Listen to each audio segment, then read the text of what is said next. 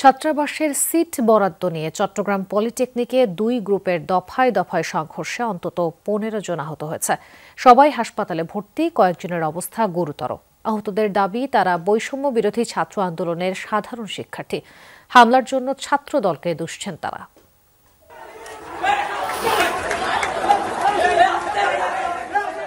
Chittagong polytechnic ইনস্টিটিউটের ছাত্রাবাসে ওঠাকে কেন্দ্র করে দুপুরে পাল্টাপাল্টি অবস্থান নেয় শিক্ষার্থীদের দুটি পক্ষ।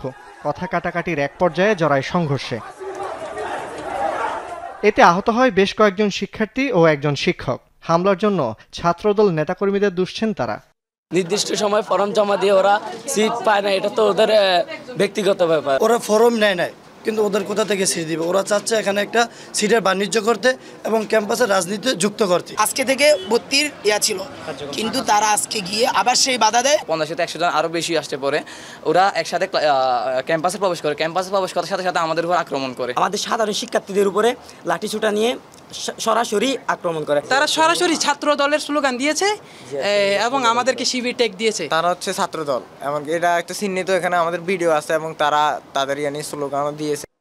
এ ঘটনায় রাতে চট্টগ্রাম মেডিকেল চত্বরে সংবাদ সম্মেলন করে পলিটেকনিক শিক্ষার্থীরা। সন্ত্রাসী কর্মকাণ্ডের সাথে জড়িত ছিল, তাদেরকে অতি শীঘ্র আইনের আওতায় নিয়ে আসতে হবে এবং 24 ঘন্টার মধ্যে আইনের আওতায় নিয়ে আসতে হবে এবং অতি শীঘ্রই আমাদের যে সিটগুলো দেওয়া হয়েছে, সিটের রেজাল্ট দেওয়া হয়েছে, ওই আলোকে আমাদের হলগুলো খুলে দিতে হবে। শিক্ষার্থীদের উপর হামলার প্রতিবাদে শুক্রবার বিক্ষোভ কর্মসূচির ঘোষণা দেয় বৈষম্য বিরোধী ছাত্র আন্দোলনের সমন্বয়করা।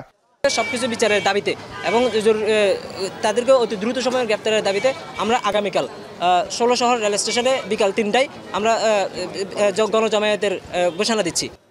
জুবায়েত ইবনে শাহাদাত, যমুনা নিউজ, চট্টগ্রাম।